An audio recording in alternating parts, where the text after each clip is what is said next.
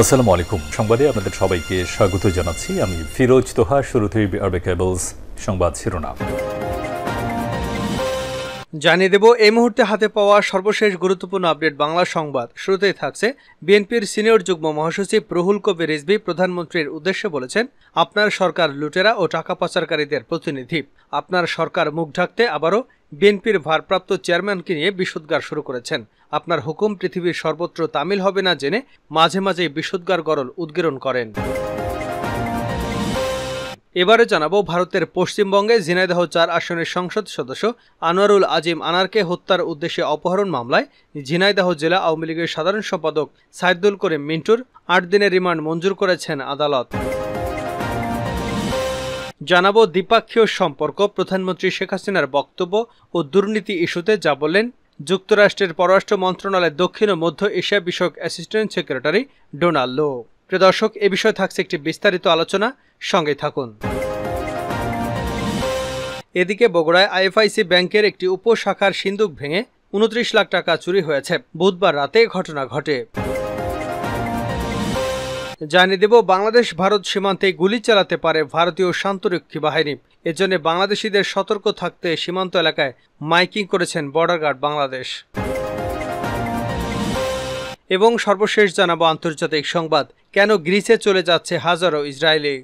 ফিলিস্তিনি যোদ্ধা এবং লেবাননের প্রতিরোধ যোদ্ধাদের হামলার মুখে ঘরবাড়ি ছাড়ছেন হাজারো ইসরায়েলি। এদের মধ্যে অধিকাংশই ইসরায়েলের সীমান্তবর্তী এলাকার বাসিন্দা। এতক্ষণ শিরোনাম শুনছিলেন, এবার বিস্তারিত। প্রিয় দর্শক, আপনি যদি এই চ্যানেলে নতুন হয়ে থাকেন, ভিডিওটি দেখতে দেখতে চ্যানেলটি সাবস্ক্রাইব করে আমাদের সঙ্গেই থাকুন। আর এই ভিডিও সম্পর্কে আপনি আপনার মূল্যবান মতামতটি কমেন্ট বক্সে জানিয়ে দিন। আর হ্যাঁ প্রিয় দর্শক, জানিয়ে দিন ভিডিওটি কোথা থেকে দেখছেন। সরকার ব্যর্থতা ঢাকতে তারেক রহমানকে নিয়ে বিষোদ্গার করছে রিজভী। বিএনপির সিনিয়র যুগ্ম মহাসচিব রুহুল কবির রিজভী প্রধানমন্ত্রীর উদ্দেশ্যে বলেছেন, আপনার সরকার লুটেরা এবং টাকা পাচারকারীদের প্রতিনিধি। আপনার সরকারের মুখ ঢাকতে আবারও বিএনপির ভারপ্রাপ্ত চেয়ারম্যান তারেক রহমানকে নিয়ে বিষোদ্গার শুরু করেছেন। আপনার হুকুম পৃথিবীর সর্বত্র তামিল হবে না জেনে মাঝে মাঝে বিষোদ্গার গরল উদ্গীরণ করেন।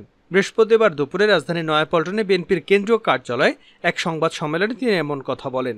রিজভী বলেন, বুধবার জাতীয় সংসদে প্রশ্নোত্তর পর্বে শেখ হাসিনা ২১শে আগস্ট বোমা হামলার মামলায় তারেক রহমান সহ ১৫ জন পলাতক রয়েছেন বলে উল্লেখ করেছেন।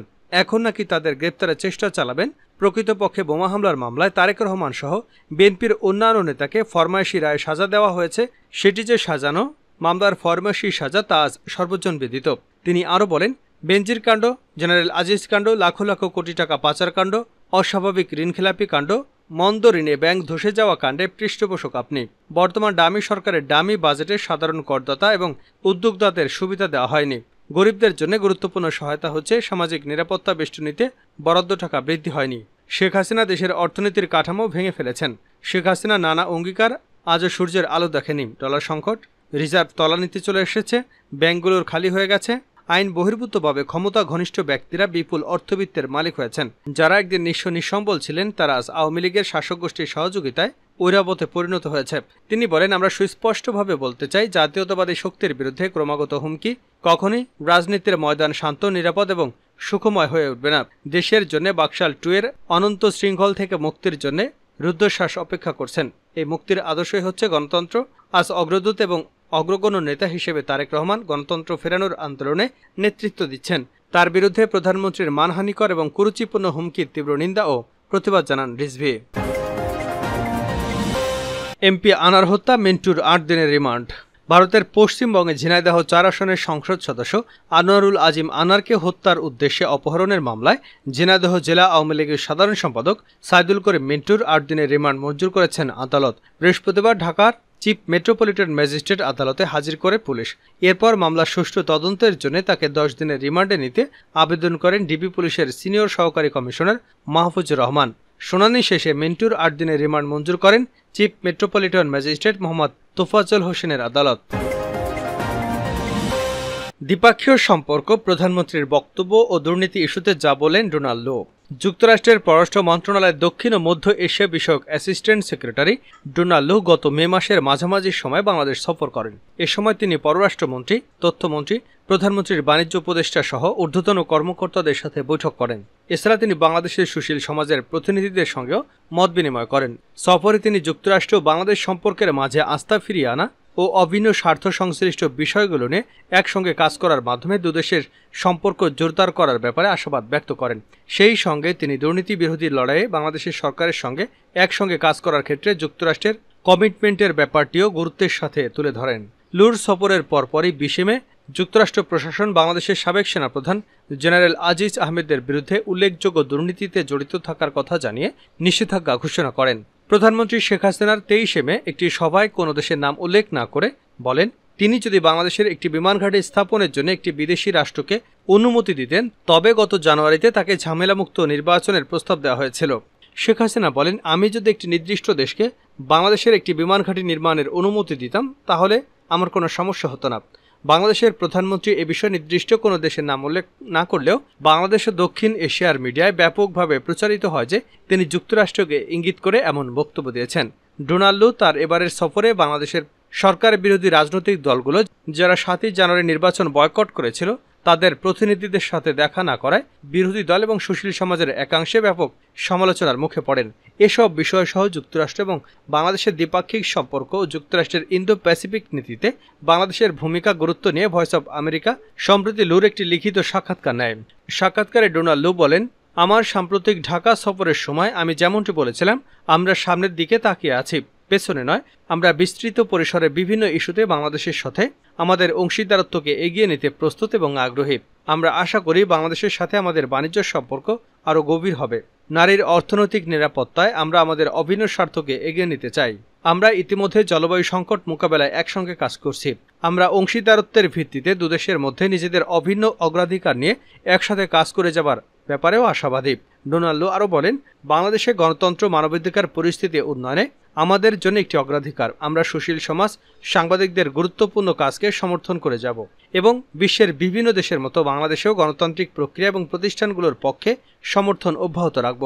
নির্বাচনী প্রক্রিয়াকে ক্ষতিগ্রস্তকারী সহিংসতার নিন্দায় আমরা সোচ্চার ছিলাম এবং আমরা বাংলাদেশ সরকারকে সহিংসতার ঘটনাগুলোর বিশ্বাসযোগ্যভাবে তদন্ত করতে এবং যারা এসবের সঙ্গে জড়িত তাদের জবাবদিহিতার আওতায় আনার জন্য অনুরোধ করেছি। এই বিষয়গুলো নিয়ে আমাদের যোগাযোগ চালু থাকবে।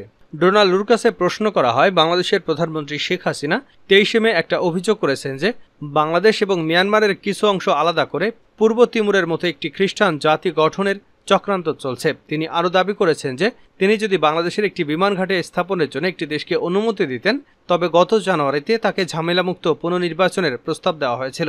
প্রধানমন্ত্রী এ বিষয়ে নির্দিষ্ট কোনো দেশের নাম উল্লেখ না করলেও বাংলাদেশ এবং দক্ষিণ এশীয় মিডিয়ায় ব্যাপকভাবে প্রচারিত হয় তিনি যুক্তরাষ্ট্রকে ইঙ্গিত করেই এমন বক্তব্য দিয়েছেন। শেখ হাসিনা বলেন, অফারটি এসেছে একজন সাদা চামড়ার মানুষের কাছ থেকে। আমি যদি একটি নির্দিষ্ট দেশকে বাংলাদেশের একটি বিমান ঘাঁটি নির্মাণের অনুমতি দিতাম তাহলে আমার কোনো সমস্যা হতো না। যোগ করেন তিনি, যুক্তরাষ্ট্র কি কখনো বাংলাদেশকে একটি বিমান ঘাঁটি নির্মাণের আগ্রহ প্রকাশ করেছে? এর জবাবে ডোনাল্ড লু বলেন, এসব অভিযোগ সম্পূর্ণ মিথ্যা। আমরা বাংলাদেশের সার্বভৌমত্বকে সম্মান করি। নির্বাচনের সময় আমাদের অগ্রাধিকার ছিল শান্তিপূর্ণভাবে পরিচালিত অবাধ ও সুষ্ঠু নির্বাচনকে সমর্থন করবার জন্য বাংলাদেশের সাথে কাজ করা। মে মাসে ঢাকা সফরের সময় প্রচণ্ড গরমে বাংলাদেশিদের পাশাপাশি আমি নিজেও জলবায়ু পরিবর্তনের প্রভাব অনুভব করেছি।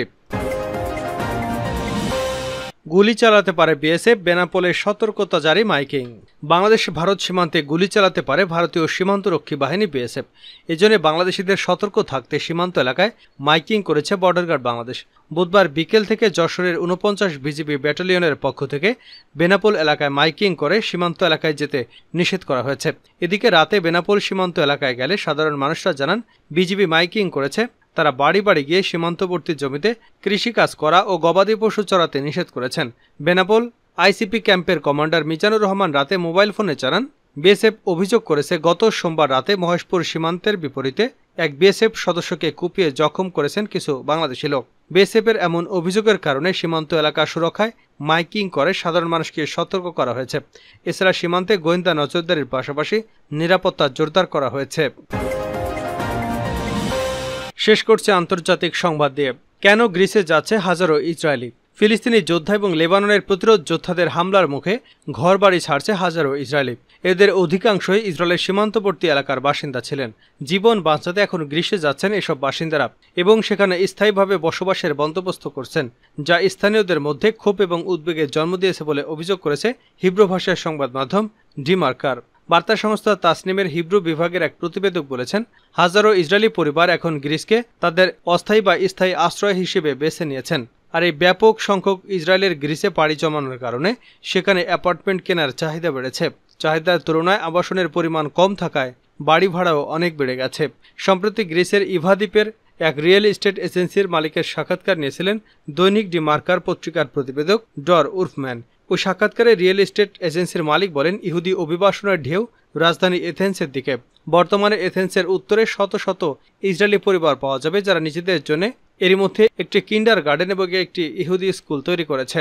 ওই প্রতিবেদনের আরেকটি অংশে বলা হয়েছে, এখানে আসা ইহুদি ইসরায়েলিদের ফিরে যাওয়ার কোনো ইচ্ছা নেই এবং তারা এখানেই থাকতে এসেছেন। এথেন্সে বসবাসকারী এক ইসরায়েলি এবং গ্রিসে ইসরায়েলিদের একটি সামাজিক যোগাযোগ নেটওয়ার্কের ম্যানেজার তানিয়া ক্রোটেক্সি সাক্ষাৎকারে বলেছেন, আমি ইসরায়েলে ফিরে যাওয়ার কোনো সম্ভাবনা দেখতে পাচ্ছি না।